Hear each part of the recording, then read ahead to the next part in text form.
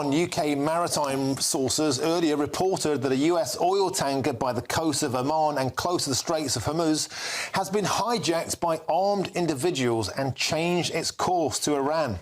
A move which could see large spikes in the costs of oil.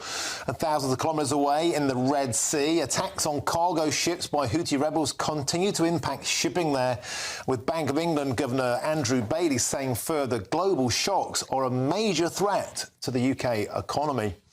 Now, joining me now to discuss this in the studio is Liam Halligan, GBNews' business and economics editor with On the Money.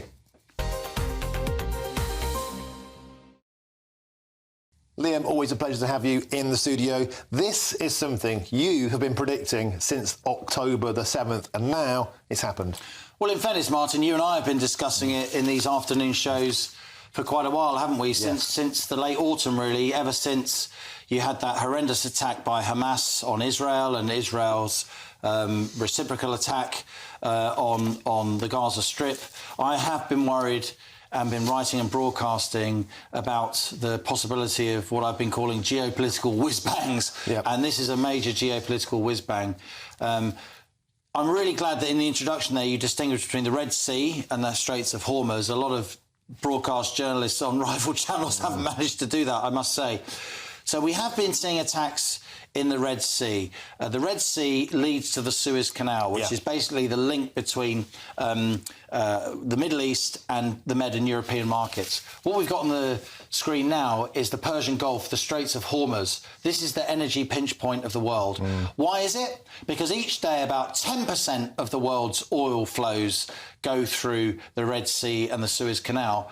But about 25% of the world's oil flows go through what we can see on our screen, that pinch point. That is the windpipe of the world economy, right there, because you have oil and gas coming out of the Persian Gulf, LNG gas coming from Qatar, a major exporter, oil and gas coming out of the Persian Gulf, a quarter of the world's crude oil. And now what we're seeing, Martin, rather than what we've been seeing in recent months, which is Iranian proxies, i.e. Houthi rebels, backed by Iranian money, spooking oil tankers going through the Suez Canal or approaching the Suez Canal right via the Red Sea using drones.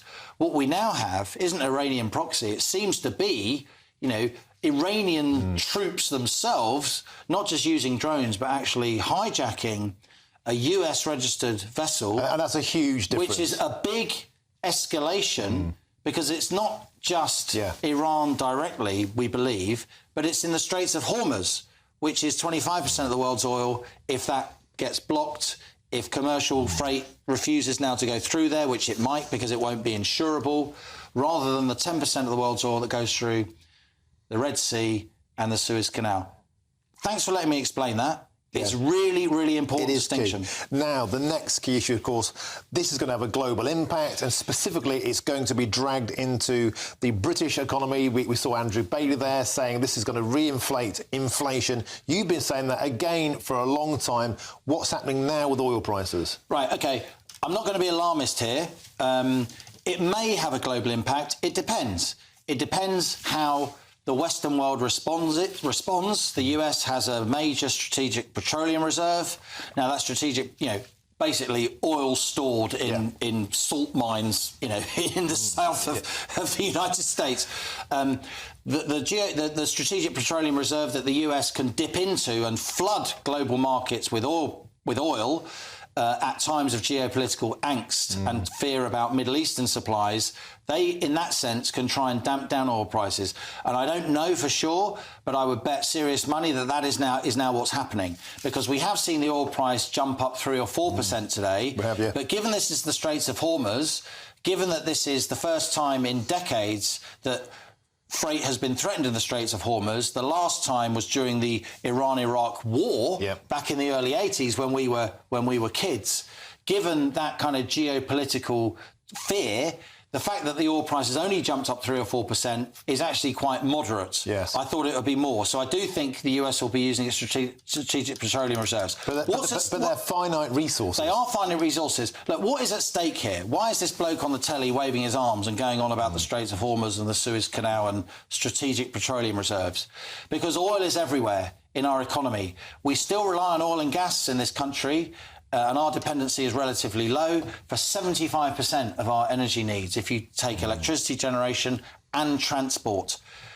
If we see a spike in the price of oil, as sure as eggs are eggs, the petrol price will go up significantly. That petrol price, that diesel price feeds into everything.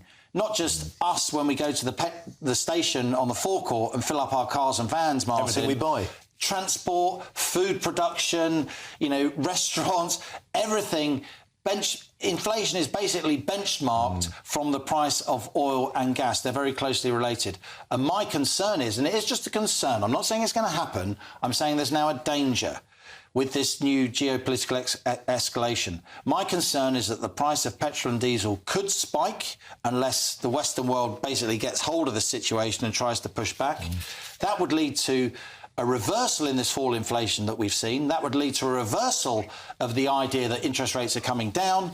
And that, Martin, would reignite the cost of living crisis and completely and utterly upend British politics. Liam Halligan, once again, bang on. Excellent analysis. Thank you very much for joining us and bringing us up to speed. Superb.